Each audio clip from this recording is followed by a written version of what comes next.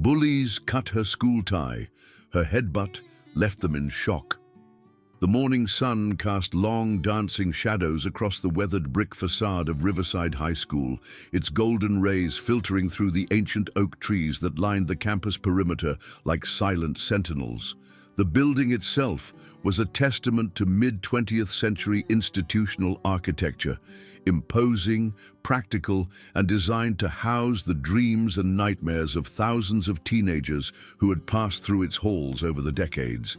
Its red brick walls bore the patina of countless seasons, while tall windows reflected the early autumn sky in fractured patterns of light and shadow.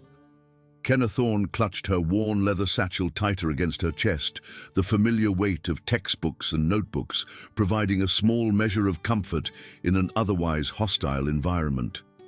The satchel had belonged to her grandmother, a woman she barely remembered, but whose presence seemed to emanate from the supple brown leather that had aged to a rich, burnished patina over the years. Her auburn hair, the color of autumn leaves just beginning their descent, hung in a thick curtain around her face, partially obscuring the constellation of freckles that dotted her pale cheeks like scattered stars across a winter sky. At barely 5 feet tall, with a slight frame that seemed to disappear into the oversized cable-knit sweaters she favored, Kenna moved through the bustling hallways of Riverside High like a ghost, hoping desperately to remain invisible until the final bell released her from this daily purgatory. Her footsteps were deliberate yet soft, a carefully practiced gait designed to attract as little attention as possible.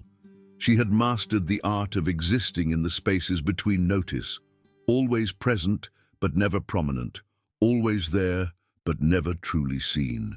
The hallways of Riverside were a symphony of adolescent chaos. Locker doors slammed with metallic finality, sneakers squeaked against polished linoleum floors that reflected the harsh fluorescent lighting above, and hundreds of voices merged into a cacophonous wall of sound that seemed to pulse with its own living rhythm.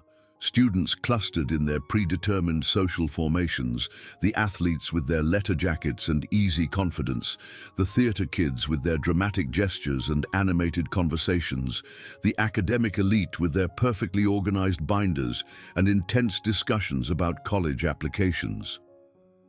Kenna had been attending Riverside for 3 months now, ever since her family's abrupt relocation from the vast expanses of rural Montana to this sprawling Texas suburb that seemed to stretch endlessly in all directions. The transition had been anything but smooth, a jarring shift from the wide-open spaces and close-knit community she had known her entire life, to this concrete maze of strip malls, housing developments, and institutional buildings that all seemed cut from the same bland architectural template. In Montana, she had lived on a sprawling ranch where the nearest neighbor was 3 miles away and the horizons stretched unbroken in every direction. Her world had been one of endless sky, rolling hills covered in native grasses that whispered secrets to the wind, and the comforting presence of animals who judged based on kindness rather than social status. Here in Texas, she felt suffocated by the proximity of others, overwhelmed by the constant noise and movement that never seemed to cease. Her quiet demeanor and natural tendency to keep to herself had marked her as different from the very first day she walked through Riverside's imposing front entrance. While other students seemed to effortlessly navigate the complex social hierarchies that governed teenage life, forming their cliques and establishing their positions in the intricate web of popularity and influence, Kenna found herself adrift in a sea of unfamiliar faces and unspoken rules she didn't understand. She had tried in those first few weeks to find her place among her new classmates. She had offered shy smiles to girls who sat near her in English class, attempted to join conversations about weekend plans and popular television shows, even volunteered to help with a group project in her history class. But every overture had been met with polite disinterest or outright dismissal, as if she was speaking a language that no one around her understood. The library became her sanctuary during those early days, particularly the third floor where few students ventured except during finals week. It was there, surrounded by towering shelves packed with dusty volumes of classical literature, historical texts, and philosophical treatises, that she found the peace that eluded her everywhere else in the building.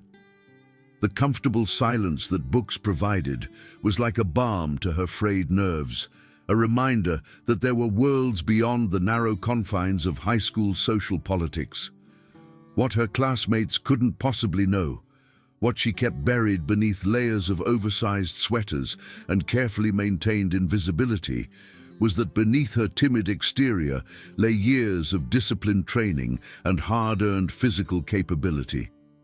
Back in Montana, her father, a former military man whose tours in Afghanistan had left him with a healthy respect for the importance of self-defense, had insisted she learn Krav Maga after a series of break-ins had plagued their rural neighborhood. The training had begun when she was 13, initially as a way to build confidence and physical fitness. But as the months turned into years, it had become something more profound, a meditation of sorts, a way of understanding her own body and its capabilities that extended far beyond mere physical technique.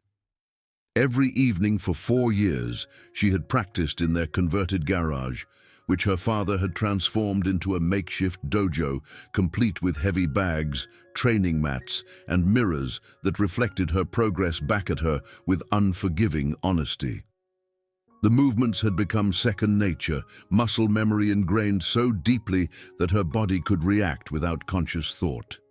Strikes that began as awkward, uncertain gestures had evolved into fluid expressions of controlled power. Blocks that initially left her arms aching and bruised had transformed into effortless redirections of incoming force. The defensive maneuvers that had once seemed impossibly complex had become as natural as breathing. Her father, Master Sergeant James Thorne, had been a patient but demanding instructor. He understood that true martial arts training was about far more than learning to fight. It was about developing discipline, respect, and most importantly, the wisdom to know when violence was necessary and when it was not. He had drilled into her the fundamental principle that physical force should always be a last resort, employed only when all other options had been exhausted, and only in defense of herself or others who could not defend themselves. Violence, he had told her countless times during their training sessions, his weathered hands adjusting her stance or correcting her technique, is a tool, Kenna. Like any tool, it can be used to build or to destroy. The mark of a true martial artist is knowing which is appropriate and having the courage to act accordingly. But here at Riverside, surrounded by the petty cruelties and social machinations of teenage life, she kept that part of herself carefully hidden. She was determined to avoid conflict at all costs, to find a way to fit in without having to resort to the physical skills her father had so painstakingly taught her. Violence, she reasoned, would only confirm what her classmates already seemed to believe about her, that she was different, dangerous, someone to be avoided rather than accepted. The first sign of serious trouble had come during her second week at Riverside, when she was still navigating the bewildering social landscape of the cafeteria with its unwritten rules about seating arrangements and social hierarchies. She had been carrying her lunch tray, a sad assemblage of institutional food that bore only passing resemblance to the home-cooked meals she had enjoyed back in Montana, when she encountered the person who would come to define her experience at Riverside High School. Blake Morrison was everything that small-town Montana had not prepared her for. At 6 feet 2 inches tall, with broad shoulders that filled out his letter jacket with obvious pride, he moved through the crowded cafeteria with the easy confidence of someone who had never questioned his place at the top of the social food chain. His blonde hair was styled with the kind of casual perfection that suggested significant time and expense, and his ice blue eyes held a calculating intelligence that was somehow more unsettling than mere stupidity would have been. Blake was the undisputed king of Riverside's senior class, a position he had earned through a combination of athletic prowess, family wealth, and a carefully cultivated charisma that drew others into his orbit like moths to a flame. As the starting quarterback for the Riverside Ravens, he had led the team to 2 consecutive district championships, earning him recognition that extended far beyond the confines of the school. College scouts had already begun making inquiries about his availability, and local newspapers regularly featured articles about his latest achievements both on and off the field. But beneath the golden boy exterior lay something darker, a cruel streak that he wielded with surgical precision against those he deemed unworthy of his consideration.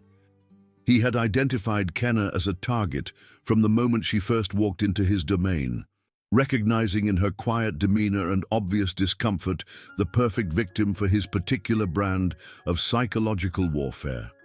He was flanked, as always, by his constant companions, Derek Walsh and Madison Price, 2 individuals who had found their place in the social hierarchy by attaching themselves to Blake's considerable influence. Derek was a stocky wrestler with a buzz cut that emphasized the aggressive angles of his face and a permanent sneer that suggested he found the world around him perpetually disappointing.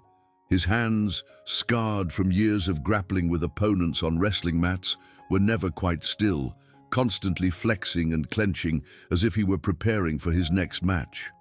Madison Price was perhaps the most dangerous of the trio, her sharp-featured beauty masking a vicious intelligence that she employed in service of maintaining her position as the school's reigning queen bee. Her blonde hair was always perfectly styled, her makeup applied with professional precision, and her wardrobe carefully chosen to project an image of effortless superiority. But her brown eyes held a coldness that spoke of careful calculation, and her smile never quite reached those eyes, remaining fixed in place like a beautiful mask worn by something predatory underneath. On that fateful day during Kenna's second week, Blake had deliberately stepped into her path as she attempted to navigate the crowded space between tables. The collision was obviously intentional, calculated to appear accidental while ensuring maximum humiliation for his target. Kenna's lunch tray had tilted precariously, sending her chocolate milk carton tumbling to the floor where it burst open, sending its contents spreading across the polished linoleum in a widening brown puddle. "Watch where you're going, freak," Blake had said, his voice pitched just loud enough to carry to the nearby tables where dozens of students had turned to watch the unfolding spectacle. The word "freak" hung in the air between them like a poisonous cloud, designed to mark her as fundamentally different, fundamentally unacceptable. When Kenna mumbled an apology and attempted to step around him, her cheeks burning with embarrassment and her hands shaking slightly as she tried to salvage what remained of her lunch, Blake had shifted again, deliberately blocking her path. His movements were casual, almost lazy, but there was no mistaking the intentionality behind them. "I said watch it," he had continued, his ice blue eyes glittering with cruel amusement. "Are you deaf or just stupid?" The cafeteria had fallen silent around them, hundreds of conversations stopping mid-sentence as students turned to witness what they recognized as a defining moment in the school's social order. Some watched with obvious discomfort, recognizing the cruelty of what was happening, but lacking the courage to intervene. Others observed with the detached fascination of spectators at a gladiatorial contest, eager to see how the drama would unfold. Kenna's training had whispered to her in that moment, muscle memory suggesting responses that would have ended the confrontation quickly and decisively. A simple hip throw would have sent Blake sprawling across the cafeteria floor. A well-placed strike to his solar plexus would have left him gasping for breath while she walked away with her dignity intact. But she had forced those instincts down, choosing instead to swallow her pride and find another path around her tormentor. She had finally managed to slip past them, her face burning with humiliation as their laughter followed her to an empty table in the back corner of the cafeteria. The sound of their amusement was like acid in her ears, each note carefully calculated to reinforce her position as an outsider, someone fundamentally unworthy of basic human respect. That incident had established the pattern that would define her experience at Riverside for the next 3 months. Blake and his crew had recognized in her response exactly what they were looking for. A victim who would absorb their cruelty without fighting back, someone they could use to reinforce their own positions in the social hierarchy without fear of meaningful retaliation. The bullying had started small, with seemingly accidental bumps in the hallway that sent her books scattering across the floor in a cascade of papers and pencils. She would kneel to collect her scattered belongings while other students stepped around her, some offering sympathetic glances, but none willing to help for fear of attracting the same treatment themselves. Blake and his friends would watch from a distance, their laughter carrying across the crowded space like the sound of breaking glass. As the weeks progressed, their tactics had grown more sophisticated and more cruel. They had developed a repertoire of casual insults that they would deploy whenever she passed within earshot, calling her Raggedy Ann in reference to her second-hand clothes and slightly unkempt appearance, or the Scarecrow, because of her thin frame and tendency to wear oversized sweaters that hung loose on her small body.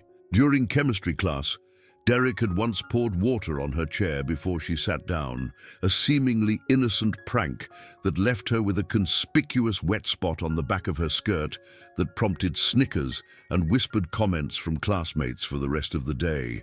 The teacher, Mrs. Henderson, had either not noticed or chosen not to acknowledge what had happened, leaving Kenna to endure the humiliation in silence. Madison's contributions to the harassment were perhaps the most psychologically damaging, delivered with a smile that made them seem almost friendly to casual observers.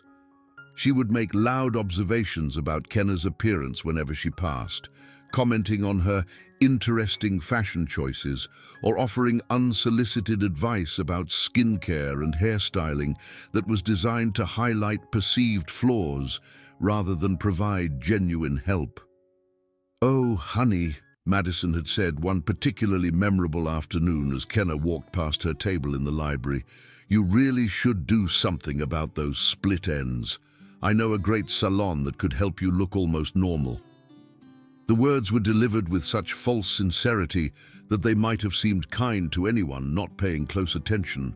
But Kenna had seen the calculating gleam in Madison's eyes, had recognized the careful cruelty behind the seemingly helpful suggestion. Through it all, Kenna endured in silence, telling herself repeatedly that this too would pass, that engaging with their provocations would only make things worse. Her father had taught her that violence should be a last resort, used only when absolutely necessary for self-defense or the protection of others who could not protect themselves. These were just words and pranks, she reasoned. She could handle words no matter how much they stung. But the constant stress of hypervigilance, of always watching for the next attack, was taking its toll. She found herself losing weight as her appetite diminished, dark circles forming under her green eyes as sleep became increasingly elusive. Her grades, which had always been exemplary, began to suffer as her ability to concentrate eroded under the constant pressure of anticipating the next humiliation.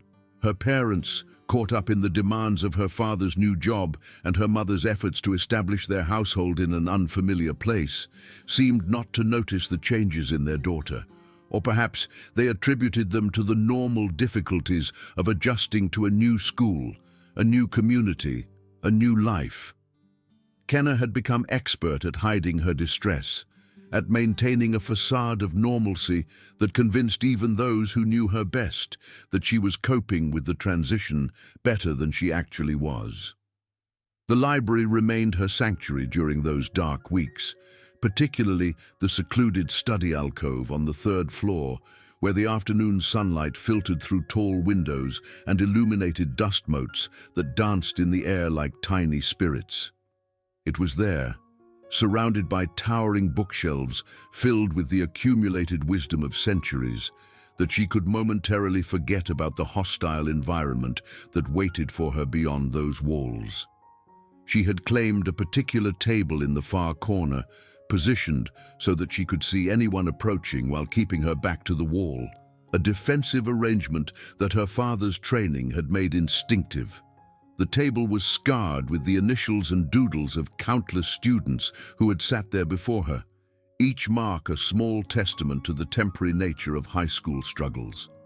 It was at this table, during a particularly grey October afternoon, when rain drummed against the windows and the library felt especially peaceful, that she first noticed Marcus Chen reading quietly at a nearby table. He was tall and lanky, with the kind of graceful movements that suggested either athletic training or natural coordination, his dark hair falling across his forehead in a way that partially obscured his kind brown eyes behind wire-rimmed glasses that had seen better days. Marcus was unlike any of the other students who occasionally wandered into the library's upper reaches, where most seemed to exist in a constant state of social performance, always aware of how they appeared to others and carefully modulating their behavior accordingly. Marcus appeared genuinely absorbed in whatever he was reading. His long fingers turned pages with careful deliberation, and occasionally he would pause to make notes in the margins of his notebook, his handwriting small and precise. There was something inherently peaceful about his presence, a quality of focused calm that stood in stark contrast to the frenetic energy that seemed to characterize most teenage interactions. He never seemed hurried or anxious, never glanced around to see who might be watching him or judging his choice to spend his free time in the library rather than in the more socially acceptable venues where his peers gathered. Over the course of several weeks, Kenna found herself stealing glances at him during her own study sessions, intrigued by his quiet intensity and the way he seemed completely at ease in his own skin. Unlike the carefully constructed personas that most of her classmates presented to the world, Marcus seemed genuinely authentic, uninterested in projecting anything other than exactly who he was. She learned, through careful observation and occasional overheard conversations, that Marcus was a junior like herself, though he seemed more mature than many of the seniors she had encountered. He was involved in the school newspaper, serving as one of the investigative reporters who tackled stories that required patience and thoroughness rather than flashy headlines. His articles, which she had begun reading in the school paper, demonstrated a keen intelligence and a commitment to fairness that was refreshing in an environment where most communication seemed designed to tear others down rather than build understanding. Marcus came from a family of immigrants who had arrived in the United States when he was 7 years old, fleeing political instability in their homeland with little more than their education and their determination to build a better life for their children. His father worked as an engineer for a local technology company, while his mother taught mathematics at a community college, both of them working long hours to provide opportunities for Marcus and his younger sister that they themselves had never had. The family's emphasis on education and hard work had instilled in Marcus a sense of purpose that set him apart from many of his peers. While other students seemed to drift through their classes without clear direction, Marcus approached his studies with the intensity of someone who understood that education was not a given, but a privilege that required respect and dedication. He harbored dreams of studying journalism at Columbia University, a goal that seemed impossibly ambitious to many of his classmates, but which he pursued with quiet determination. Every assignment was an opportunity to hone his skills, every story a chance to practice the kind of investigative techniques that would serve him well in his chosen profession. But perhaps what attracted Kenna most to Marcus was the way he treated everyone around him with the same quiet respect, regardless of their position in the school's social hierarchy. She had watched him interact with students from every clique and group, from the popular athletes to the most marginalized outcasts, and his behavior never changed. He listened when people spoke to him, offered help when it was needed, and never participated in the casual cruelty that seemed to define so much of teenage social interaction. Their first real conversation happened on a rainy Thursday afternoon in mid-October when Kenna was struggling with a particularly difficult calculus problem that seemed to mock her every attempt at solution. She had been staring at the same equation for nearly an hour, her frustration mounting with each failed approach, when Marcus appeared at the edge of her peripheral vision. He had been watching her struggle from his own table, recognizing the telltale signs of mathematical frustration that he himself had experienced countless times during his own academic journey. Without presumption or fanfare, he had quietly gathered his own materials and approached her table, his movement careful and non-threatening. "Mind if I help?" he asked, his voice soft and careful, pitched low enough that it wouldn't disturb the library's peaceful atmosphere. "I took this class last semester, and I remember that particular type of problem being especially tricky." There was something in his tone that immediately put Kenna at ease, a genuine desire to help without any expectation of recognition or reward. She looked up into his kind brown eyes and saw none of the calculation or hidden agenda that she had learned to watch for in her interactions with other students. "I'd appreciate that," she said quietly, moving her materials slightly to make room for him at the table. "I feel like I'm missing something fundamental, but I can't figure out what." Marcus settled into the chair across from her with easy grace, his movements economical and purposeful. He studied the problem for a moment, his brow furrowed in concentration, before pointing to a specific portion of the equation. "The issue is here," he said, his finger tracing the relevant section. "You're applying the chain rule correctly, but there's a subtlety in how the derivative of this composite function works that the textbook doesn't explain very clearly."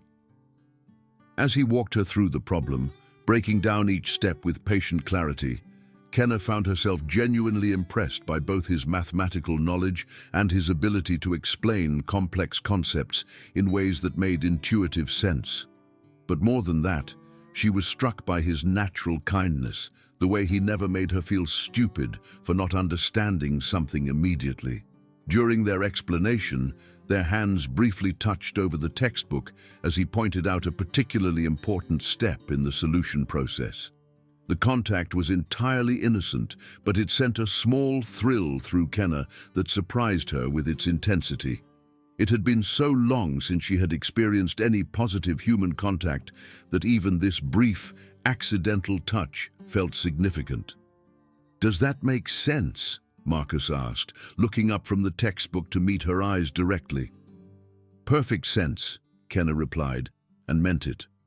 Not only had he solved her immediate problem, but his explanation had illuminated broader principles that would help her tackle similar challenges in the future. "Calculus is like learning a new language," Marcus continued, his eyes lighting up with the enthusiasm of someone who genuinely loved learning. "At first, all the symbols and rules seem arbitrary and confusing, but once you start to understand the underlying logic, the way all the pieces fit together, it becomes almost beautiful." Kenna found herself smiling for the first time in weeks, genuinely engaged in an academic discussion with someone who shared her appreciation for intellectual challenge. "I never thought about it that way, but you're right. There's an elegance to it when everything clicks into place." Their conversation gradually expanded beyond mathematics to touch on literature, philosophy, and their shared love of learning for its own sake. Marcus spoke passionately about his journalism aspirations, describing articles he hoped to write that would make a difference in the world, while Kenna found herself opening up about her own dreams of studying literature and perhaps teaching someday. "What made you want to be a teacher?" Marcus asked, his genuine curiosity evident in his expression. "I think it's because books saved me," Kenna replied after a moment of consideration. "When I was younger and feeling lost or confused about something, I could always find a story or a poem that helped me understand my own experience better. I'd like to help other people discover that same connection." Marcus nodded thoughtfully. "That's beautiful. I think the best teachers are the ones who remember what it felt like to be confused or struggling, and who want to help others through those same challenges." As the afternoon wore on and the rain continued its steady percussion against the library windows, Kenna found herself looking forward to these impromptu study sessions with increasing anticipation. Marcus never asked about the bruises that occasionally appeared on her arms, carefully hidden beneath long sleeves, but sometimes visible when she reached for books on high shelves. He never inquired about the way she sometimes flinched when people approached too quickly, or the careful way she positioned herself at tables to maintain visual awareness of her surroundings. Instead, he simply accepted her as she was, creating a small pocket of peace in her otherwise turbulent world. Their friendship developed gradually, built on shared interests and mutual respect, rather than the superficial attractions that seem to drive most teenage relationships. Marcus possessed an emotional intelligence that was rare among their peers, an ability to read subtle social cues and respond with appropriate sensitivity. He seemed to understand instinctively that Kenna needed space and patience, that trust would have to be earned gradually through consistent kindness rather than dramatic gestures. But even this carefully cultivated refuge couldn't remain secret forever in the claustrophobic environment of high school, where privacy was a luxury few students were allowed to maintain. Blake Morrison and his followers had made it their business to monitor the social interactions of anyone they considered beneath their notice, always alert for new opportunities to exercise their particular brand of psychological warfare. Blake had noticed Marcus's frequent disappearances to the library during lunch periods and afternoon free periods, and his curiosity had been piqued by this deviation from typical teenage behavior. Most students spent their free time in more visible social venues, the cafeteria, the courtyard, the gymnasium, places where their interactions could be observed and their social status properly assessed. It didn't take long for Blake's network of informants and casual observers to discover the reason for Marcus's library visits. The revelation that the school's most visible target had found someone to care about her provided Blake and his crew with new ammunition, a fresh angle of attack that promised even greater psychological impact than their previous efforts. The knowledge that Kenna had formed a meaningful connection with another person presented Blake with an irresistible opportunity to demonstrate his power while simultaneously crushing whatever small measure of happiness she had managed to find. In his twisted worldview, allowing her to experience friendship and potential romance would be a sign of weakness on his part, an acknowledgement that she was worthy of basic human dignity. Madison, whose social antennae were finely tuned to detect any shift in the school's romantic landscape, had been the first to recognize the significance of what was developing between Kenna and Marcus. She had observed their interactions with the calculating gaze of a predator studying potential prey, noting the way their body language had evolved from careful distance to comfortable proximity, the way their conversations had deepened from academic discussions to more personal exchanges. "Blake," she had said one afternoon as they gathered around his locker between classes, her voice carrying the excited edge of someone who had discovered valuable intelligence. "I think our little freak has found herself a boyfriend." Derek, who was examining his reflection in the small mirror attached to the inside of Blake's locker door, turned with obvious interest. "Seriously? Someone's actually willing to be seen with her?" "Marcus Chen," Madison continued, savoring the moment of revelation. "You know, the quiet Asian kid who writes for the school paper. They've been meeting in the library almost every day for the past few weeks." Blake's eyes had lit up with cruel anticipation as he processed this information. Marcus represented exactly the kind of target he preferred. Someone with enough social standing to make his humiliation meaningful, but not enough power or popularity to effectively fight back. Marcus Chen, Blake mused, his voice taking on the considering tone he used when planning his most elaborate campaigns of harassment. Interesting. I think it's time we had a conversation with our aspiring journalist about his choice in companions. The escalation began on a crisp October morning when the autumn air carried the scent of burning leaves and the promise of winter's approach. Marcus was walking from his first period chemistry class to his second period English literature course when Blake intercepted him outside the gymnasium, flanked by Derek and Madison in what appeared to be a casual encounter, but was actually a carefully orchestrated ambush. Kenna, who had been walking approximately 50 yards behind Marcus on her way to her own class, watched in growing horror as the confrontation unfolded. She could see the deliberate way Blake positioned himself to block Marcus's path, the predatory circling movement that Derek employed to eliminate potential escape routes, and the way Madison held her phone in a position that suggested she was recording the encounter. "Marcus Chen," Blake said, his voice carrying the false friendliness that Kenna had learned to recognize as a prelude to cruelty. "Just the person I wanted to see. I hear you've been spending a lot of time in the library lately." Marcus, who possessed enough social intelligence to recognize a dangerous situation when he encountered one, attempted to maintain a neutral, non-confrontational posture. "It's a good place to study," he replied evenly, his voice betraying none of the tension that Kenna could see in the set of his shoulders. "Oh, I'm sure it is," Blake continued, moving closer in a way that violated Marcus's personal space while maintaining the appearance of casual conversation. "But I hear you haven't been doing much studying. Word is, you've been keeping company with a certain undesirable element."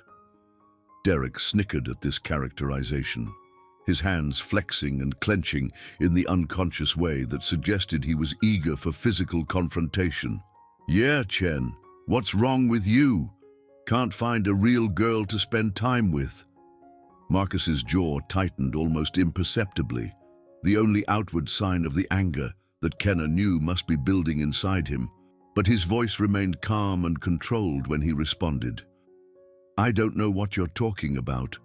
"Come on," Madison interjected, her voice dripping with false sympathy. "We all know about your little romance with Raggedy Ann. It's actually kind of sweet, in a pathetic sort of way. Two losers finding each other." Blake stepped even closer, close enough that Marcus had to tilt his head back slightly to maintain eye contact. "Here's the thing, Chen. That girl you've been hanging around with, she's poison. She brings down everyone around her. And frankly, I'd hate to see that happen to you." "Is that a threat?" Marcus asked, his voice still steady despite the obvious menace in Blake's posture. Blake laughed, a sound devoid of genuine humor. "A threat? No, no, no. Think of it as friendly advice, from one student to another." Without warning, Derek stepped forward and shoved Marcus against the brick wall of the gymnasium, his powerful wrestler's hands gripping the front of Marcus's shirt with casual violence. Marcus's backpack hit the wall with a solid thud, and Kenna heard the distinctive crack of something breaking inside, probably his calculator or one of his carefully maintained notebooks. "Let me give you some more advice," Derek growled, his face inches from Marcus's. "Stay away from the freak or we'll have to have a more serious conversation." Marcus tried to push away from the wall, but Derek's grip was firm, his position leveraged in a way that made resistance difficult without escalating to actual violence. "Let go of me," Marcus said, his voice finally showing signs of strain. "Or what?" Blake asked, moving to stand beside Derek. "You'll write a strongly worded article about us in the school paper?" Madison continued recording, her phone capturing every moment of humiliation with the detached professionalism of someone who had done this many times before. "This is definitely going on social media," she announced with obvious satisfaction. "Everyone should see what happens to people who make poor social choices." Blake reached over and knocked Marcus's glasses off his face, the wire-rimmed frames clattering to the concrete courtyard where they skittered several feet before coming to rest against the base of a decorative planter. "Oops," Blake said with exaggerated concern. "How clumsy of me." He then lifted his foot and brought it down deliberately on the glasses, the frames cracking under his weight with a sound that made Kenna wince from her position 50 yards away. "I hope those weren't expensive," he continued, grinding the broken frames under his heel with obvious relish. "Those were prescription," Marcus said, his voice tight with controlled anger, as Derek finally released him and he slumped against the wall. "I need them to see... Well, maybe this will help you see more clearly about the kind of people you should be associating with," Blake replied, stepping back to admire his handiwork. Marcus knelt to collect the remains of his glasses, his movements careful and deliberate, despite the obvious difficulty of seeing clearly without them. The lenses had survived the encounter, but one of the temples had snapped completely off, and the bridge was cracked in a way that suggested the frames were beyond repair. "Remember what we talked about, Chen," Blake said as he prepared to walk away. "Make better choices." Kenna watched from her concealed position as Marcus gathered his scattered belongings, her hands clenched into fists and her muscles tensing with the familiar preparation for action that her father's training had made instinctive. Every fiber of her being screamed at her to intervene, to put an end to this humiliation with the swift application of the skills she had spent years perfecting. She could see exactly how she would approach the situation, a quick strike to Derek's solar plexus to double him over and eliminate him as an immediate threat, followed by a sweeping leg takedown that would send Blake sprawling across the concrete. Madison's phone would go flying, probably shattering against the brick wall, and the entire dynamic would shift in an instant from predator and prey to a fair fight that Blake and his crew were not prepared to handle. But she forced herself to remain still, knowing that her intervention would only make things worse for both herself and Marcus in the long run. Blake would recognize her involvement as an escalation, a challenge to his authority that would demand an even more severe response, and Marcus would become an even bigger target, marked not just as someone who associated with undesirable people, but as someone who required protection from a girl. Instead, she waited until Blake and his followers had moved on before approaching Marcus, who was still crouched beside the planter, trying to figure out how to make his broken glasses functional enough to get through the rest of the school day. "Are you okay?" she asked softly, kneeling beside him and helping to collect his scattered materials. Marcus looked up at her, his brown eyes unfocused without his corrective lenses, but still managing to convey a mixture of anger, embarrassment, and something that might have been gratitude. "I've been better," he admitted, holding up the broken frames with a rueful smile. "These were my only pair." "I'm sorry," Kenna said, the words carrying the weight of all the guilt she felt about bringing this trouble into his life. "I'm so sorry they're doing this to you because of me." "Don't apologize," Marcus replied firmly, struggling to his feet and trying to balance his repaired glasses on his nose in a way that would provide at least minimal vision. "None of this is your fault." But Kenna knew better. She understood that Blake's attack on Marcus was really an attack on her, a way of demonstrating that anyone who showed her kindness would suffer the consequences. The message was clear. She was to remain isolated, cut off from any source of support or comfort that might make her experience at Riverside tolerable. The next few weeks brought a systematic campaign of harassment directed at both of them, but with Marcus bearing the brunt of the physical intimidation, while Kenna endured the psychological warfare that Blake and his crew had perfected over years of practice. They tripped Marcus in the hallways, accidentally spilled food on him in the cafeteria, and spray-painted crude insults on his locker that the maintenance staff would clean off each morning only to find new graffiti the next day. Madison orchestrated a social media campaign designed to isolate them both from any potential allies, posting carefully edited photos and videos that made their friendship appear strange and uncomfortable. She created fake accounts to spread rumors about both of them, suggesting that Marcus was only pretending to be Kenna's friend as part of some elaborate practical joke or bet. Derek's contributions were more direct and physical, cornering Marcus in empty hallways or isolated areas of the school grounds where he would deliver carefully calculated doses of violence.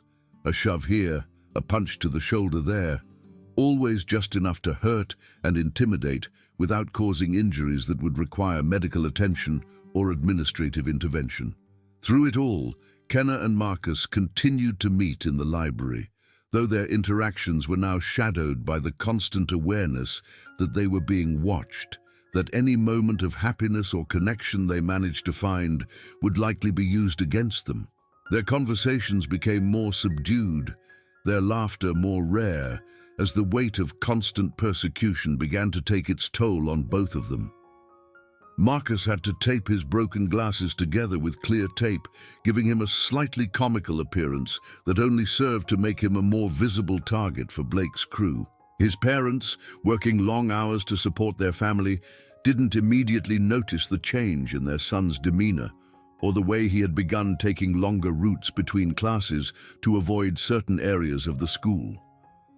Kenna watched Marcus endure this treatment with the same quiet dignity he brought to everything else, never complaining or asking her to distance herself from him to reduce his suffering.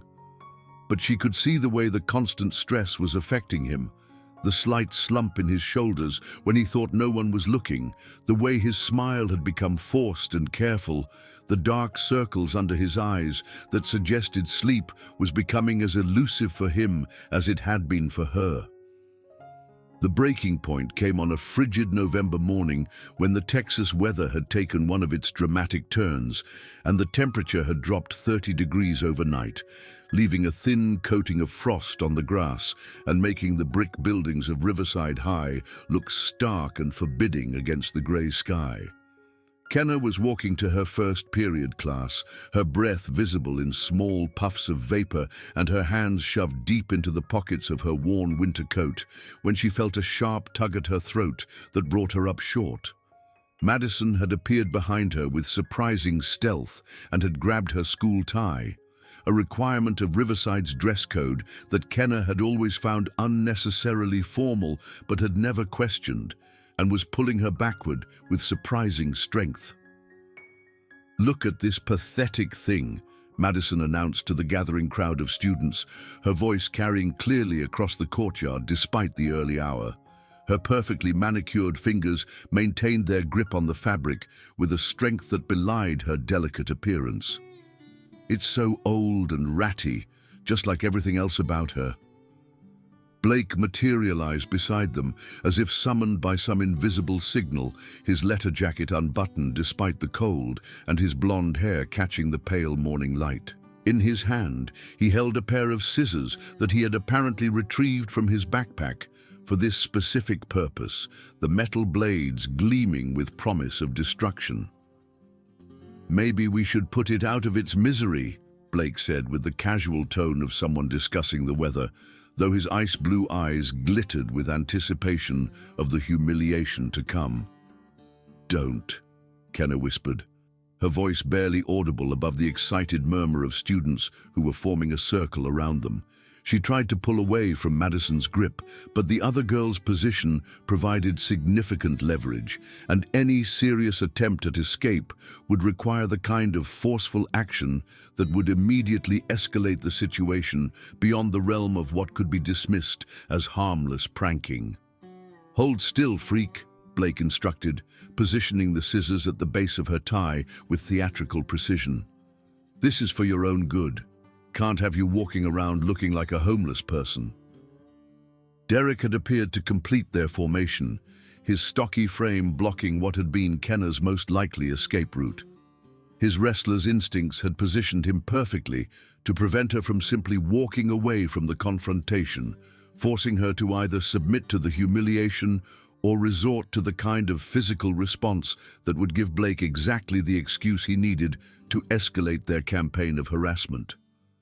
Besides, Madison added, her grip tightening on the fabric as Kenna made another subtle attempt to pull away, it's not like anyone's going to miss it. It's practically falling apart anyway.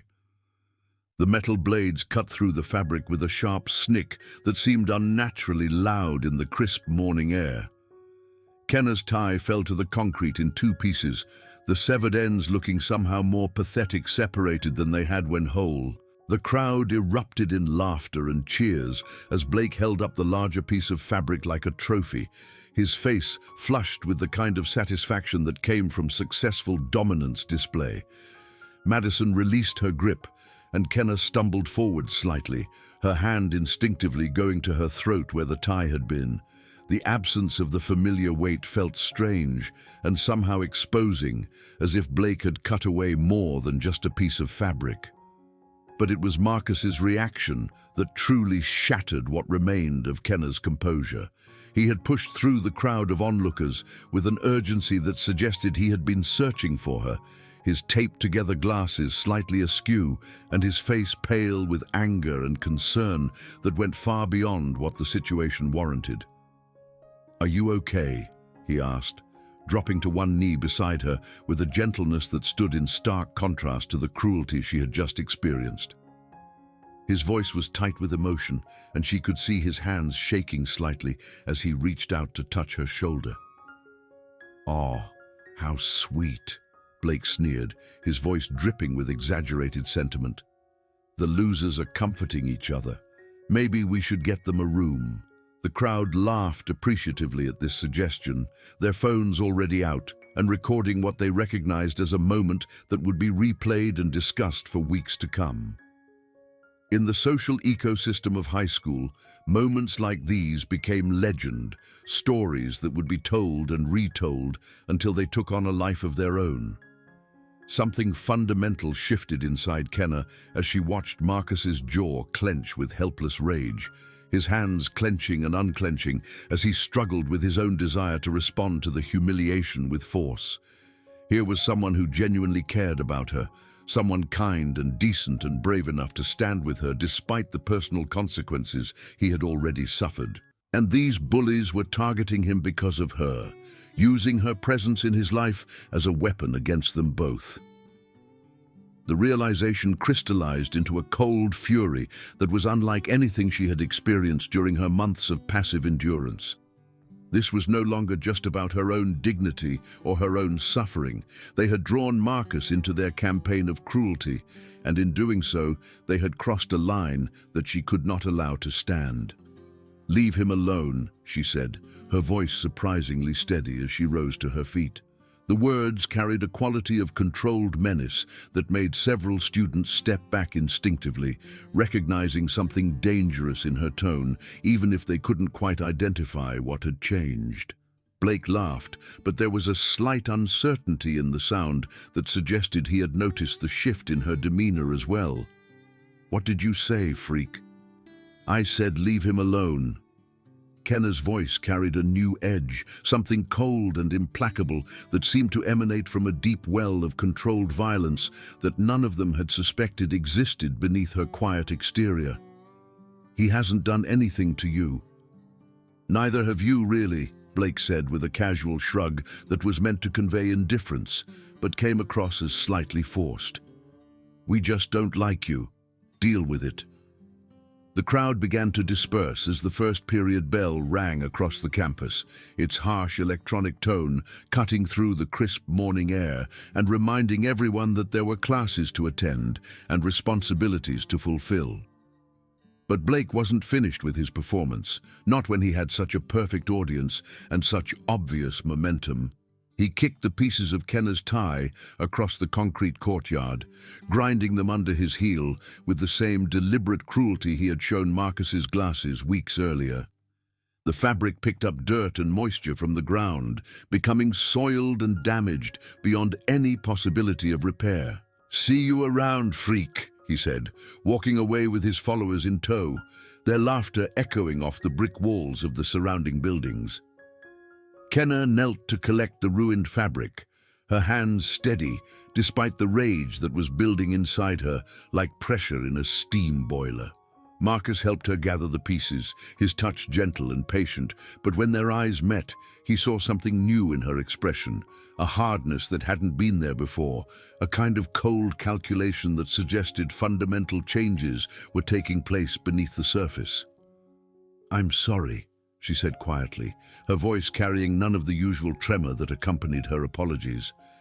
"I'm sorry they're doing this to you because of me."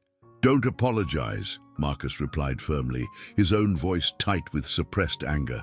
"None of this is your fault. They're the ones who should be apologizing." But Kenna knew that apologies were not coming, that Blake and his crew interpreted her continued passivity as permission to escalate their campaign indefinitely. She also knew that it was time to stop being a victim, time to reclaim the strength her father had taught her and use it for the purpose he had always intended, the protection of herself and those she cared about. That afternoon, she skipped her last period and went home early, claiming illness to the school nurse with enough conviction to avoid further questions. The house was empty when she arrived, her parents both at work and unaware of the crisis that was building in their daughter's life. In the privacy of her bedroom, she pulled out the old training gear she had packed away when they moved to Texas, items she had told herself she would never need in this new, more civilized environment. The heavy bag her father had installed in the garage called to her like an old friend, its scarred surface bearing the marks of thousands of strikes delivered over years of dedicated training. For the first time in months, she let herself remember what it felt like to be strong, to move with purpose and strike with precision. Her fists connected with the bag in satisfying thuds that seemed to release small portions of the rage that had been building inside her since that first day in the cafeteria. She practiced combinations she hadn't used in years, her body remembering the fluid motions of combat as if no time had passed at all. Jab, cross, hook, uppercut, each strike delivered with increasing power and accuracy as muscle memory reasserted itself. Her breathing fell into the familiar rhythm of focused exertion, and she felt the tension of months of accumulated stress beginning to flow out of her body through her fists. But this wasn't about becoming a fighter in the sense that Blake would understand. This was about reclaiming her dignity and protecting the person she had come to care about more than she had initially realized. Blake and his friends had mistaken her silence for weakness, her restraint for helplessness. They were about to learn the difference between choosing not to fight and being unable to fight. As she worked through her training routine, memories of her father's instruction came flooding back. "Violence is a tool, Kenna," he had told her countless times. "But like any tool, it's only as good as the person wielding it and the purpose for which it's used. The goal is never to hurt people, it's to protect yourself and others who cannot protect themselves." She remembered the hours they had spent in their makeshift dojo, working through scenarios and discussing the ethical dimensions of self-defense. Her father had been careful to distinguish between aggression and protection, between using violence to dominate others and using it to preserve dignity and safety. "The best martial artist is the one who never has to fight," he had said during one particularly intense training session. "But when fighting becomes necessary, it should be swift, decisive, and proportional to the threat." That evening, as she practiced her forms in the familiar space of the garage, Kenna felt a sense of clarity that had been absent from her life for months. She was not choosing to become violent. She was choosing to reclaim her agency, to refuse the role of victim that had been forced upon her by people who mistook kindness for weakness. The next morning, she dressed carefully, replacing her ruined tie with a new one from her dresser drawer, one that her mother had purchased as a backup, but which Kenna had never worn. She walked through the hallways of Riverside High, with her head held higher than usual, her movements more purposeful and controlled. Several students noticed the change immediately, whispering to each other about the new confidence in her posture and the way she seemed to take up more space as she moved through the crowded corridors. There was something different about her bearing, something that suggested she was no longer trying to make herself invisible. Marcus met her at their usual table in the library during lunch period, relief evident in his expression as he saw her approaching. The events of the previous morning had clearly weighed on him throughout the day, and he had spent considerable time wondering how she was processing the latest humiliation. "You seem different today," he observed, setting down the sandwich his mother had packed for him and studying her face carefully. "I feel different," Kenna admitted, her green eyes meeting his with a directness that had been absent from their previous interactions. "I'm tired of being afraid. What are you going to do?" She looked into his kind brown eyes, noting the way the tape holding his glasses together caught the afternoon light filtering through the library windows, and felt her resolve strengthen. "Whatever I have to." Marcus leaned forward slightly, his expression serious. "Kenna, I need you to know that I don't expect you to fight my battles for me. What they're doing to me, it's not your responsibility to fix. It became my responsibility when they started hurting you because of me," she replied quietly. "I can't just stand by and watch good people suffer because they chose to be kind to me." "Violence isn't the only solution," Marcus said carefully. "We could report them to the administration, document what they're doing." "And what would happen?" Kenna interrupted. "Blake's father is on the school board. Madison's mother chairs the parent-teacher organization. Derek's uncle is the assistant principal. You think they're going to face any real consequences for harassing two students who don't matter?"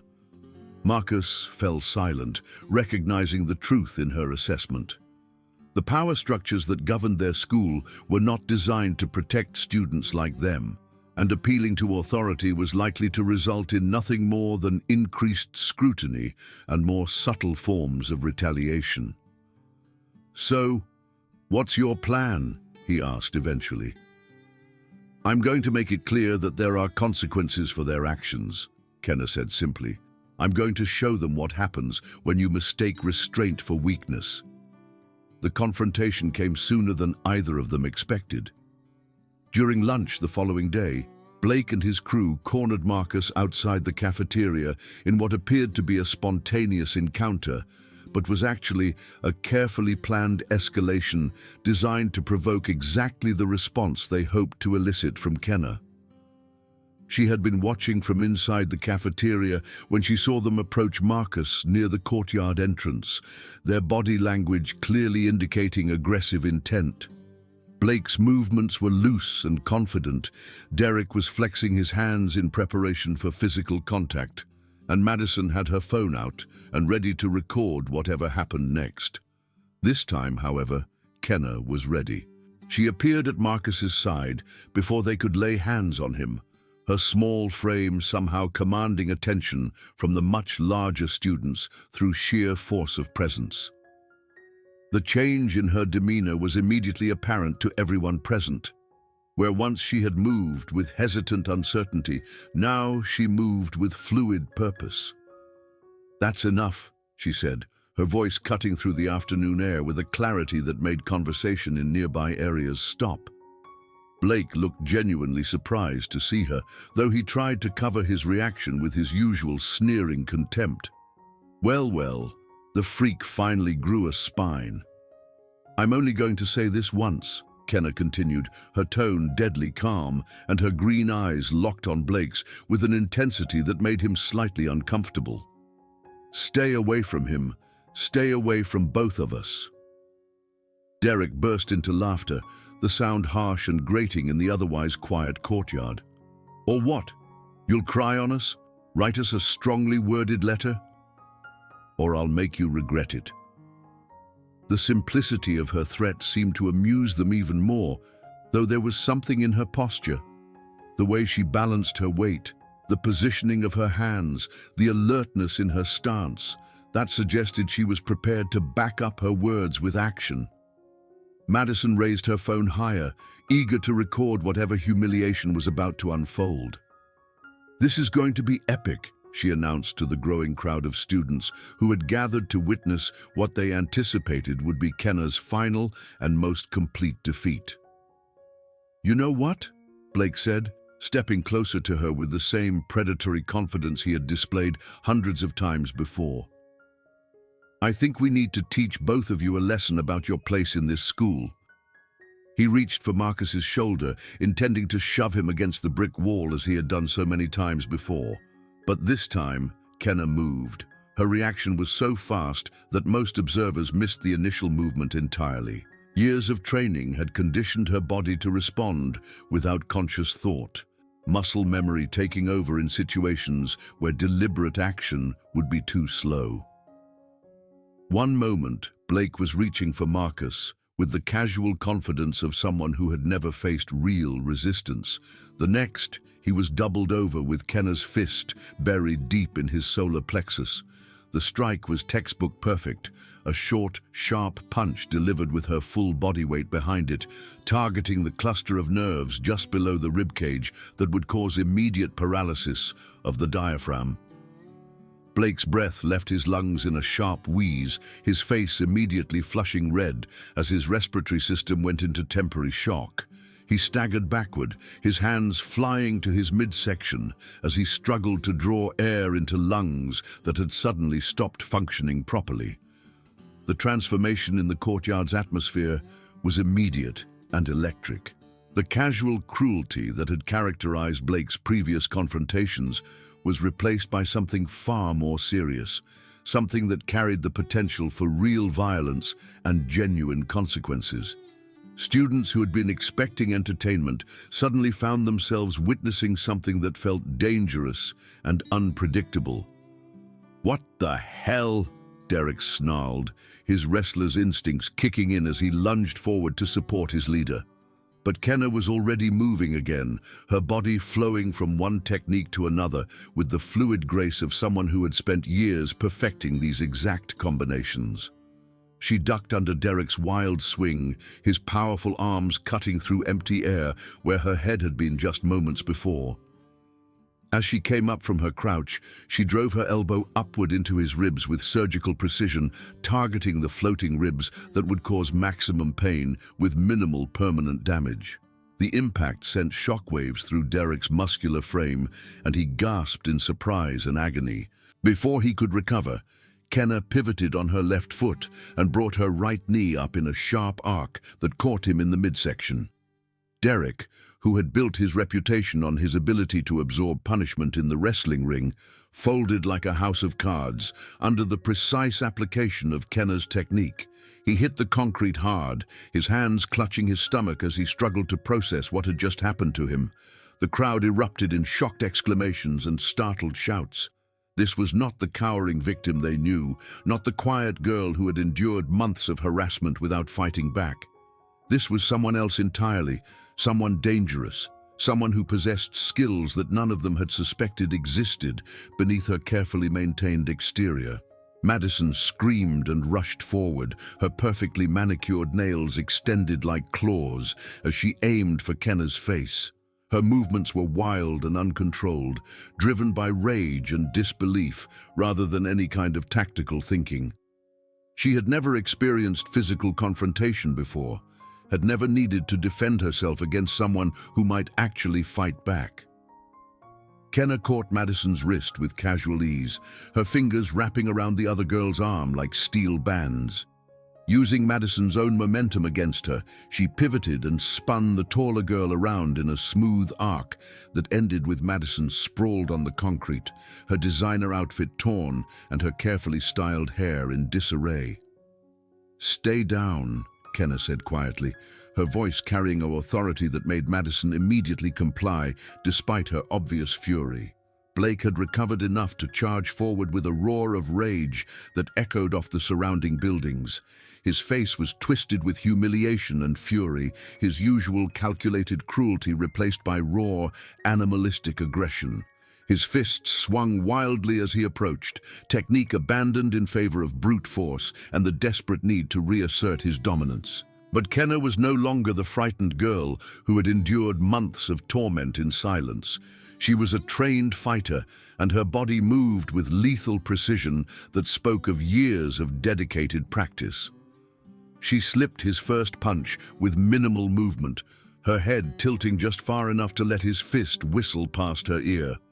As he overextended himself, she countered with a sharp jab to his nose that connected with a wet crunch that made several observers wince in sympathy.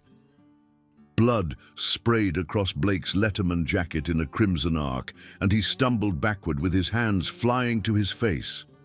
"You broke my nose!" he screamed, his voice muffled by his palms and distorted by the damage she had inflicted. "I'm just getting started," Kenna replied, her voice carrying an eerie calm that was more unsettling than any amount of rage would have been. Derek had regained his feet and was circling her warily, his earlier confidence replaced by genuine fear. He was a skilled wrestler, comfortable with violence and accustomed to using his physical advantages to dominate opponents.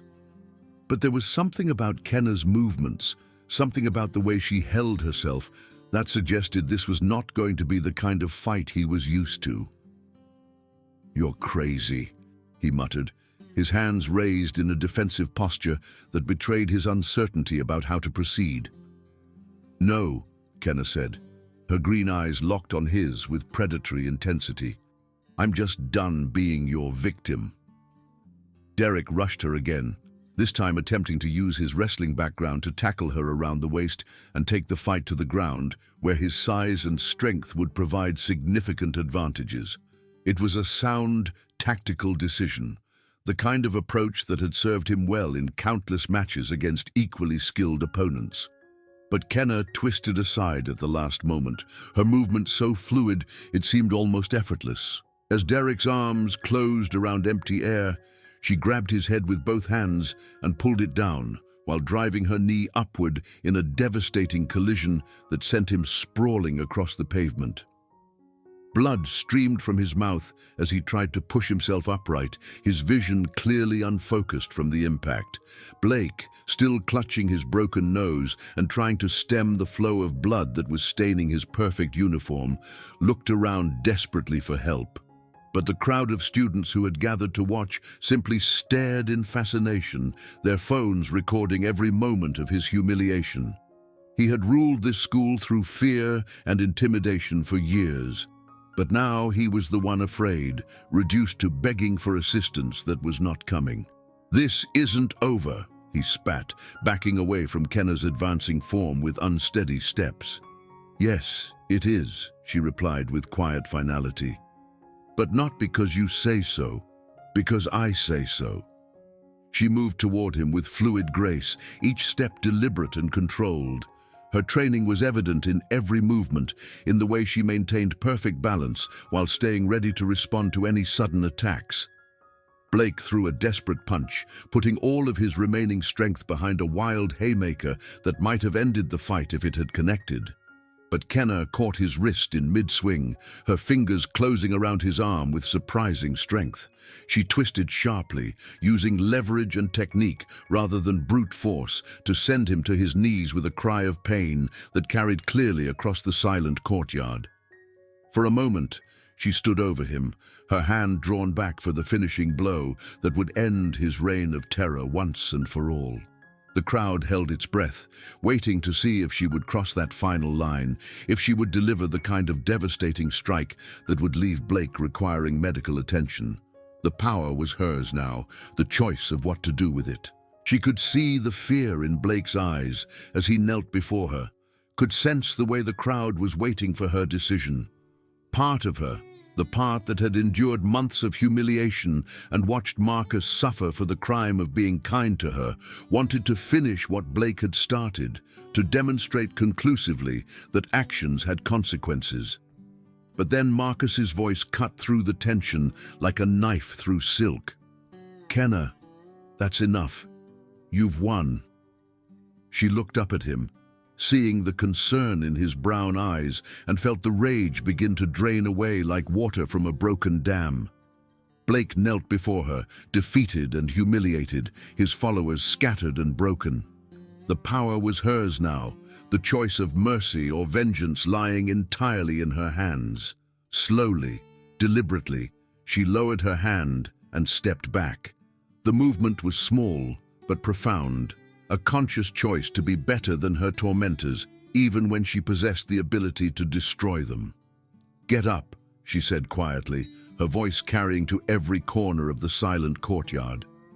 Blake struggled to his feet, his movements uncertain and pained. Blood from his nose had stained his perfect uniform, and his carefully styled hair hung in his eyes. The confident swagger that had defined his public persona was gone, replaced by something that looked almost like shell shock. "I could have hurt you worse," Kenna continued, her voice carrying to every corner of the silent crowd. "I could have done to you what you've been doing to us, but I'm not like you." She turned to address the gathered students, many of whom had stood by and watched months of bullying without intervening, their silence making them complicit in the cruelty that had defined her experience at Riverside.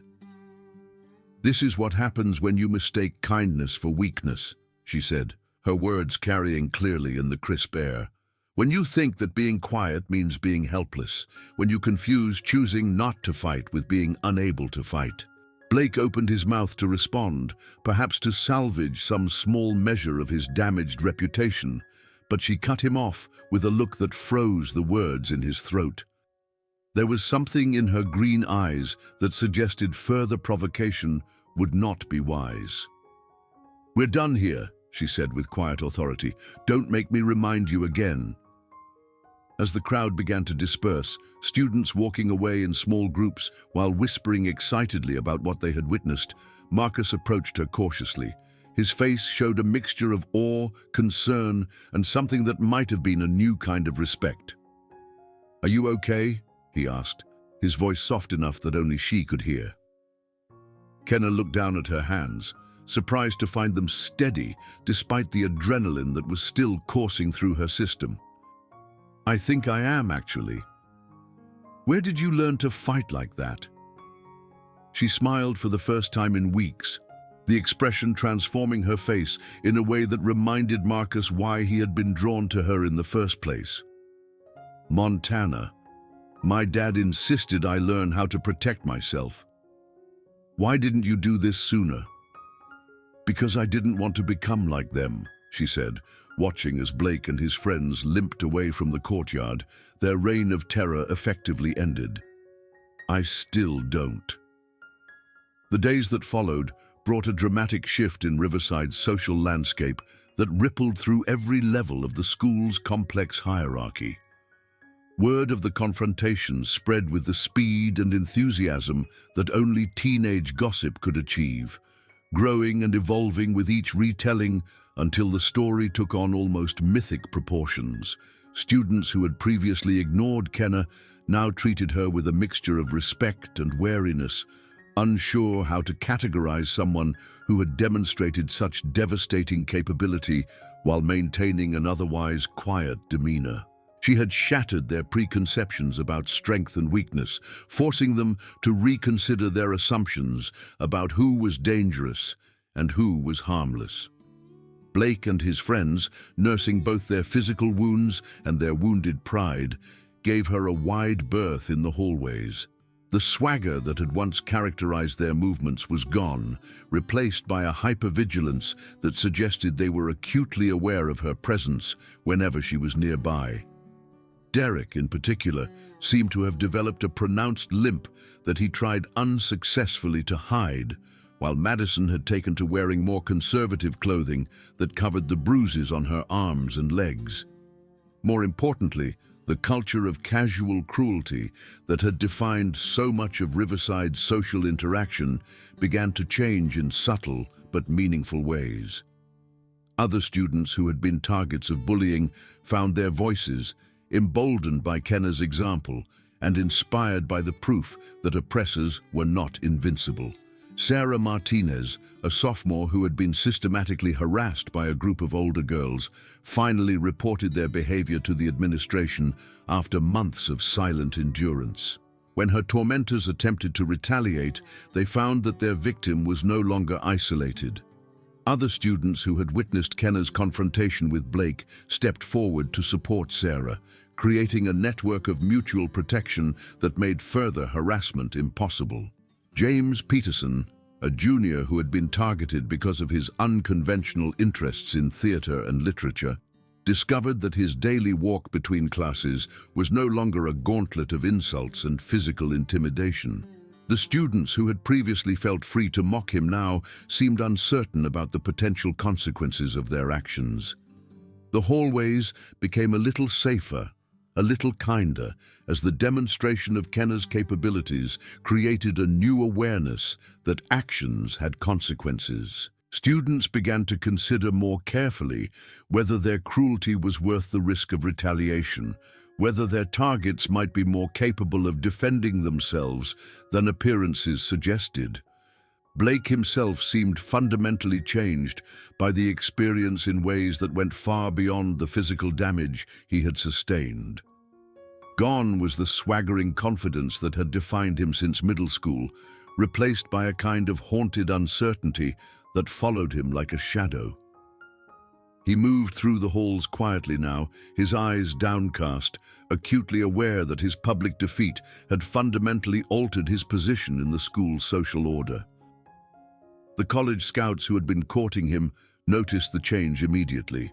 His performance on the football field, while still technically proficient, lacked the aggressive edge that had made him such an effective leader. His teammates, sensing his diminished confidence, began to look elsewhere for the kind of inspiration and direction that had previously made him so valuable. Coach Williams, a gruff man who had coached football at Riverside for over 20 years, called Blake into his office during the second week after the confrontation. "Morrison," he said, gesturing for Blake to sit in the worn leather chair across from his desk. "We need to talk." Blake settled into the chair with obvious reluctance, his posture defensive in a way that would have been unthinkable just weeks earlier. "Yes, sir." "I've been watching your performance lately, and I'm concerned," Coach Williams continued, his weathered face serious. "You're playing like someone who's lost his edge, like someone who's afraid of contact. That's not the quarterback I recruited, and it's sure as hell not the player those college scouts are expecting to see." "I'm fine, Coach," Blake replied, but his voice lacked conviction. "No, son, you're not fine. I don't know what happened to you, and frankly, I don't care. What I care about is whether you can still lead this team to a championship, because if you can't, I need to start looking at other options." The threat was clear, and Blake understood that his position as starting quarterback was no longer guaranteed. Football had been his identity, his ticket to college scholarships and future success. The possibility of losing it because of his encounter with Kenna was almost too devastating to contemplate. "I can do it, Coach," he said, trying to inject some of his old confidence into his voice. "I just need some time to get back into rhythm." Coach Williams studied him for a long moment before nodding slowly. "I hope so, Morrison, for your sake and the team's. But time is something we don't have much of. District championships are in 3 weeks, and if you're not ready, someone else will be." Meanwhile, Kenna found herself navigating a completely transformed social environment. Students who had previously looked through her as if she didn't exist now acknowledged her presence with nods and careful smiles.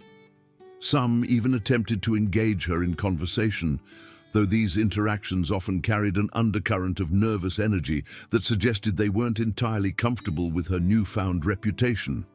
The change was perhaps most evident in her classes, where teachers who had previously failed to notice her began calling on her more frequently and treating her responses with greater attention.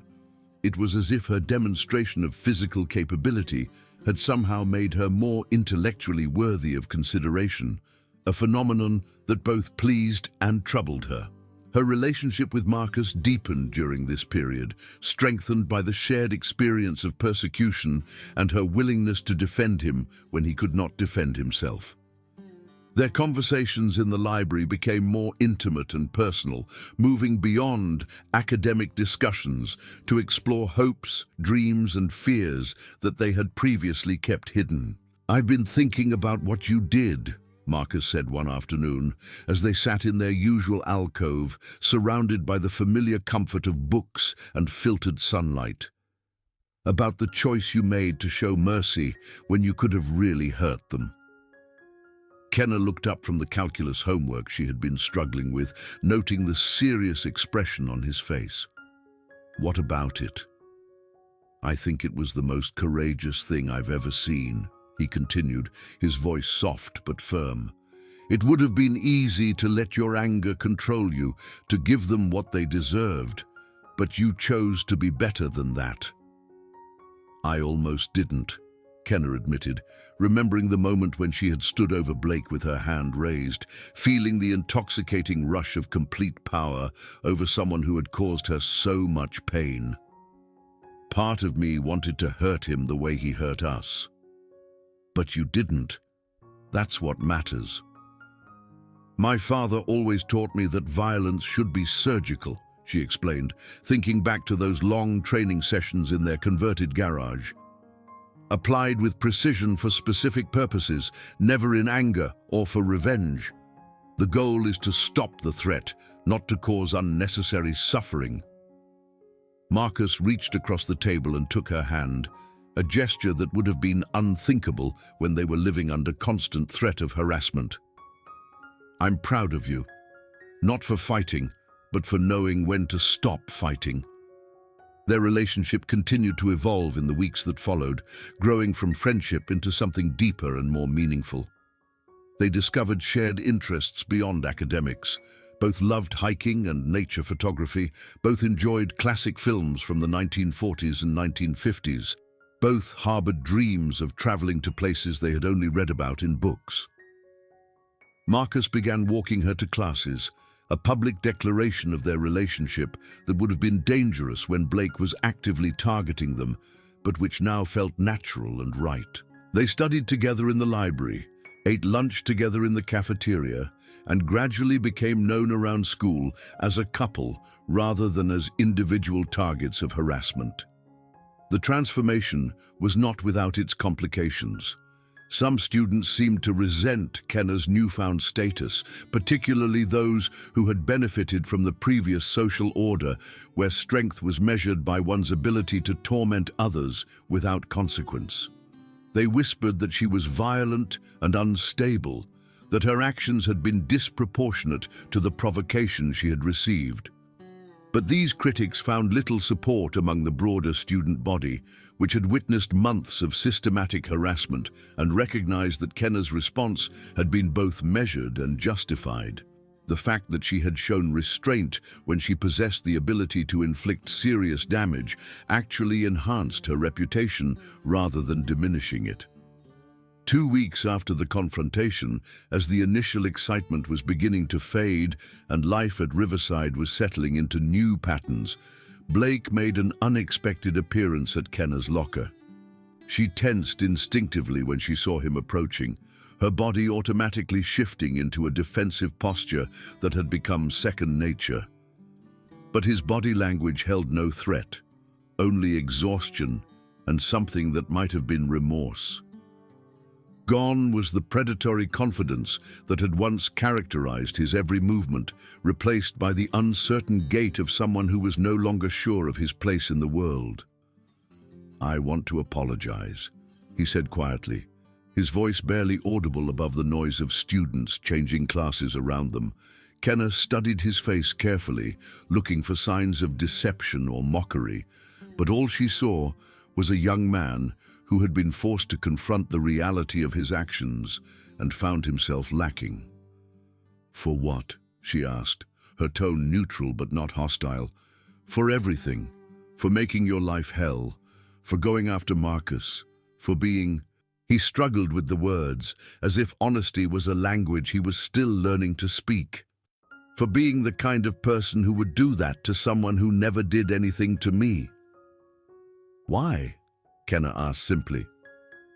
Blake was quiet for a long moment, his eyes focused on the floor as he searched for an explanation that would make sense even to himself. Because I could, I guess. Because it made me feel powerful. Because I thought that was what being strong meant. And now? Now I know the difference between being strong and being a bully, he said, finally meeting her eyes. What you did that day, standing up for someone you cared about, protecting yourself without becoming cruel, that's real strength. Kenna felt no satisfaction in his defeat, only a weary sadness for the waste of it all. So much pain and humiliation could have been avoided if Blake had possessed the wisdom to recognize her humanity from the beginning. I accept your apology, she said finally, but apologizing to me isn't enough. You need to apologize to everyone you've hurt over the years, all of them. Blake nodded slowly, understanding the magnitude of what she was asking. The list of people he had harmed during his reign as Riverside's unofficial king was long and varied, encompassing students from every grade and social group. I will, he promised, and something in his voice suggested he meant it. As he walked away, Kenna felt a chapter of her life closing.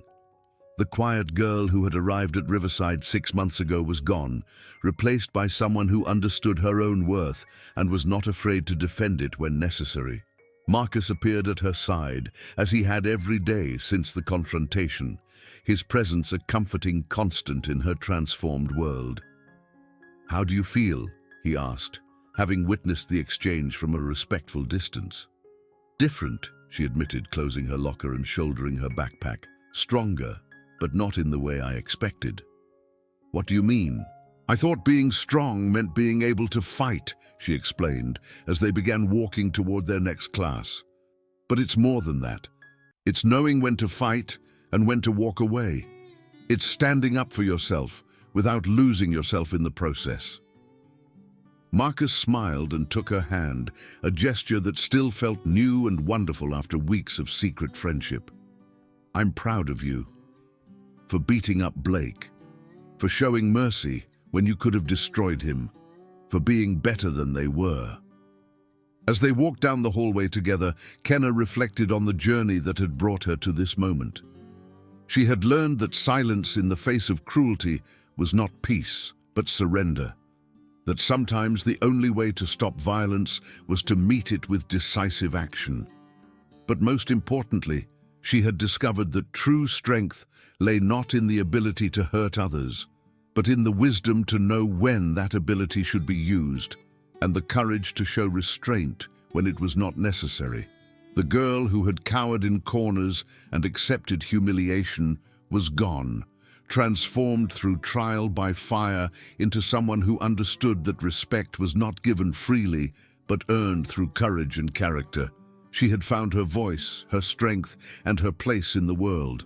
And in Marcus, she had found someone who saw her not as a victim or a fighter, but simply as herself, complex, flawed, and worthy of love. The weeks that followed brought additional changes to Riverside's social ecosystem.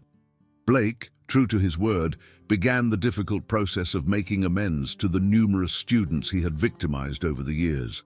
Some accepted his apologies with grace, while others rejected them outright, too wounded by years of systematic cruelty to forgive so easily. Derek, whose physical injuries had healed, but whose confidence had been shattered, gradually faded from the school's social spotlight. Without Blake's leadership and protection, he found himself vulnerable to the same kind of targeting he had once helped inflict on others. The experience gave him a perspective on victimization that he had never possessed before, and he began to understand, perhaps for the first time, the real impact of his actions. Madison's fall from grace was perhaps the most dramatic of the three. Her carefully constructed social media presence, which had been built on a foundation of documenting and celebrating the humiliation of others, suddenly seemed pathetic and cruel in the wake of her own very public defeat. Students who had once competed for her attention now found her behavior distasteful, and she gradually found herself isolated in the same way she had once isolated others. The administration, belatedly recognizing the toxic culture that had been allowed to flourish under their watch, implemented new policies designed to address bullying more effectively. Anonymous reporting systems were established, counselors were given additional training in recognizing signs of harassment, and teachers were instructed to be more vigilant about the social dynamics in their classrooms. Principal Henderson, a well-meaning but previously ineffective administrator, called Kenna into her office 3 weeks after the confrontation. "Miss Thorne," she began, settling behind her desk with the careful deliberation of someone who was not entirely sure how to proceed. "I wanted to discuss what happened in our courtyard several weeks ago." Kenna took the offered seat, her posture alert but relaxed. "Yes, ma'am?" "While I cannot officially condone violence as a solution to interpersonal conflicts," Principal Henderson continued, choosing her words carefully, "I want you to know that the administration is aware of the harassment you endured and the failure of our previous interventions to address it effectively." "I understand," Kenna replied neutrally. "The truth is, Miss Thorne, your actions, while extreme, seem to have accomplished what our official disciplinary measures could not. The bullying incidents reported to this office have decreased dramatically since your encounter with Mr. Morrison and his associates." Principal Henderson paused, clearly struggling with the contradiction between official policy and practical results. "I'm not sure what the appropriate response should be in a situation like this." "I don't expect special treatment," Kenna said simply. "I know that fighting is against school rules, and I'm prepared to accept whatever consequences you decide are appropriate." The principal studied her for a long moment, taking in the calm confidence that had replaced the fearful uncertainty she had displayed during previous meetings. "Actually, Miss Thorne, I've decided that no formal disciplinary action will be taken. Mr. Morrison and his friends have declined to file any complaints, and given the circumstances that led to the altercation, I believe justice has been served." Kenna nodded, understanding that this was as close to an official endorsement as she was likely to receive. "Thank you, ma'am. However," Principal Henderson continued, "I do hope that in the future you'll feel comfortable coming to the administration if you experience any further harassment. We're implementing new procedures that should make our response more effective." "I will," Kenna promised, though both of them understood that she was now far less likely to need such protection. As spring arrived and the school year entered its final months, Kenna and Marcus's relationship continued to deepen and evolve. They had weathered the storm of adolescent cruelty together and emerged stronger for the experience. Their shared trauma had created a bond that went beyond typical teenage romance, founded on mutual respect, genuine affection, and the knowledge that they had chosen to stand by each other when doing so carried real personal cost. Marcus's broken glasses had been replaced with a new, more stylish pair that his parents had purchased after learning about the harassment their son had endured. His confidence had gradually returned, enhanced rather than diminished by his association with someone who had demonstrated such remarkable courage. "I've been thinking about Columbia," he told Kenna one afternoon as they sat in their familiar spot in the library, surrounded by the college brochures and application materials that would determine their futures. "What about it?" she asked, looking up from her own pile of university catalogues. "I was wondering if you'd ever considered studying there too," he said, his voice carefully casual in the way that suggested the question was more important to him than he was letting on. Kenna felt her heart skip slightly at the implication of his words. "I hadn't really thought about it. I was looking more at state schools, places that might be more affordable. Columbia has excellent financial aid programs," Marcus said, leaning forward with the enthusiasm he always showed when discussing topics that excited him. and their literature department is supposed to be one of the best in the country.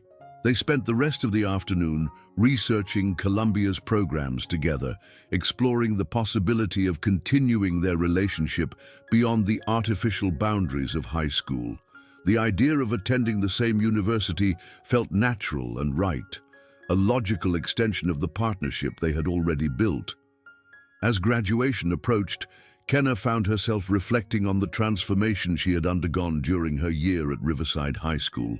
She had arrived as a frightened, uncertain girl who was desperate to fit in and avoid conflict. She was leaving as a young woman who understood her own strength and was prepared to use it when necessary to protect herself and those she cared about. The lessons she had learned went far beyond the physical techniques her father had taught her.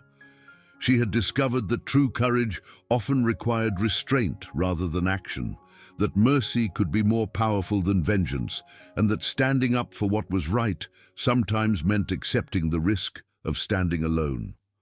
On the last day of classes, as students cleaned out their lockers and said their goodbyes, Blake approached Kenna one final time.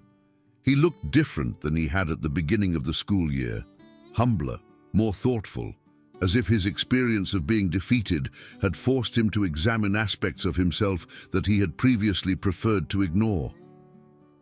"I wanted to thank you," he said, his voice sincere in a way that would have been impossible months earlier. "Thank me?" Kenna asked, genuinely surprised by the statement. "For not destroying me when you had the chance," Blake explained. "For showing me what real strength looks like. I know it doesn't change what I did to you and Marcus, but I wanted you to know that I'm grateful for the lesson." Kenna studied his face, noting the genuine remorse in his expression. "What are you going to do now?" "Community college for a year or two," Blake replied with a rueful smile. "My football scholarships? Well, let's just say my performance this season wasn't what scouts were hoping to see. But maybe that's for the best. I need to figure out who I am when I'm not trying to intimidate people." "Good luck," Kenna said, and meant it. As Blake walked away for the last time, Kenna felt a sense of completion that went beyond simply finishing her junior year. She had proven to herself and everyone around her that she was capable of protecting herself and others when necessary. But more importantly, she had demonstrated that strength without wisdom was meaningless, that the ability to hurt others was only valuable when tempered by the judgment to know when such force was appropriate. Marcus joined her as she finished cleaning out her locker, his presence as comforting and natural as it had been since their first conversation in the library. "Ready for summer?" he asked, shouldering his own backpack. "More than ready," Kenna replied, taking his offered hand as they walked toward the school's front entrance together. As they stepped out into the warm Texas sunshine, leaving Riverside High School behind them, Kenna felt a profound sense of gratitude for the journey that had brought her to this point. The bullying and harassment had been terrible, but they had also revealed strength and resilience within herself that she might never have discovered otherwise. She had learned that being quiet didn't mean being weak, that choosing peace didn't mean accepting victimization, and that sometimes the most important battles were the ones fought not with fists, but with the courage to show mercy when victory was assured. The girl who had arrived at Riverside fearful and uncertain was gone, replaced by a young woman who understood her own worth and was prepared to defend it. She had found her voice, claimed her strength, and discovered that true power lay not in the ability to hurt others, but in the wisdom to know when such ability should be used, and the courage to show restraint when it was not necessary. Most importantly, she had found in Marcus someone who valued her not for her capacity for violence, but for her fundamental humanity, someone who had stood by her through the worst of times and would celebrate with her through whatever came next. As they walked away from Riverside High School together, hand in hand, under the bright Texas sky, Kenna felt ready for whatever challenges the future might bring. She had learned the difference between strength and aggression, between courage and recklessness, between justice and revenge. The transformation was complete, but in many ways, the real work was just beginning. building a better world, creating healthier relationships, becoming the person she was meant to be. These were challenges that would require not just physical courage, but moral courage as well. But for the first time since arriving in Texas, Kenna felt confident that she was equal to whatever tasks lay ahead. She had found her strength, claimed her voice, and discovered that she was capable of far more than she had ever imagined. The quiet girl who had once hidden in library corners was gone forever, replaced by someone who understood that true strength came not from the ability to hurt others, but from the wisdom to know when such power should be used, and the courage to show mercy when it was not necessary. In the end, that was perhaps the most important lesson of all.